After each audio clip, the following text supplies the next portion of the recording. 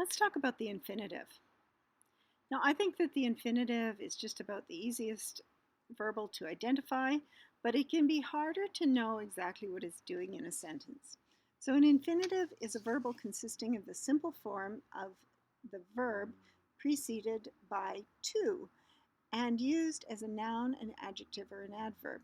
For the purpose of this course, we're going to focus on whether or not an infinitive is acting as a noun or a modifier. So we're not going to drill down far enough to know whether or not it's an adjective or an adverb specifically. We're going to categorize adjectives and adverbs as both types of modifiers. So you've seen this form of the verb before: to live, to go, to see, to sew, to love, to sing. So infinitives can act on their own like other verbals, or they can include modifiers, so they can be an infinitive phrase. Let's look at some examples of infinitives as nouns. So very similar to how we were able to tell if a gerund was a gerund. To dance is her passion. So in this case, the infinitive to dance is in the position of the subject, and indeed it is the subject, to dance. It's at the beginning of the sentence. It's what the sentence is all about. It comes right before the verb. We want to live in a safe environment. Here, to live is a direct object. We is the subject. Want is the main verb. We want what? We want to live. And you could say that to live is the direct object, and to live in a safe environment is an infinitive phrase because we've got that modifier that's attached to the infinitive. I need to run every day. I is the subject, need is the verb. I need what? I need to run. It's a direct object, so again, it's acting like a noun. Her only goal is to graduate. Now remember, again, we've said this, that when you have a subject followed by a linking verb, the linking verb links the subject to more information about the subject. Now that more information about the subject, it can be in the form of an adjective or a noun. If it directly restates the subject, then it's taking the form of a noun.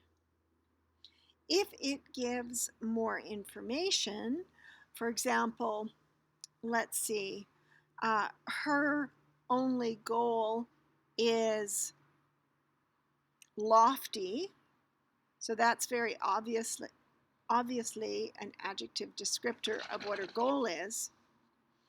That's a little bit different, but here we could actually switch these two phrases around. We could say to graduate is her only goal. So in this case, the subject complement to graduate is a noun. Okay, look at a couple more examples. He likes what? He likes to hunt. Here's the direct object.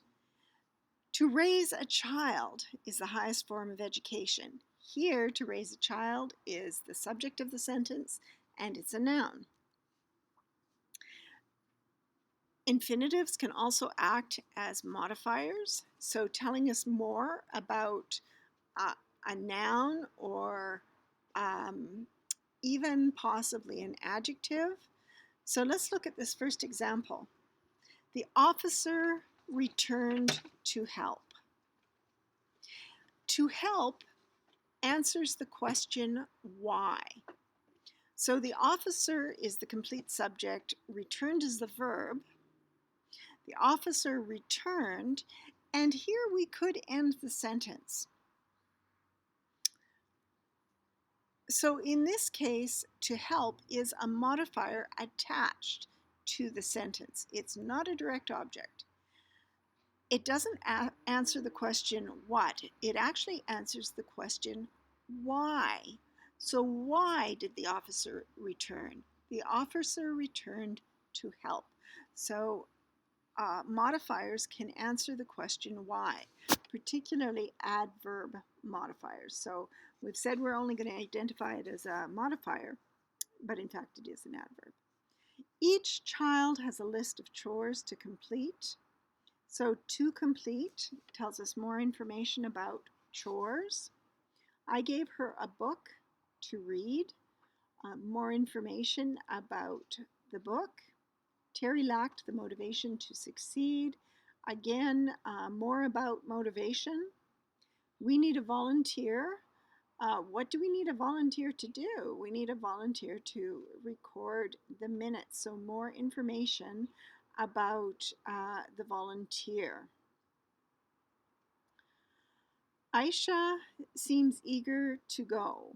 To go gives more information about eager. She ran fast to escape.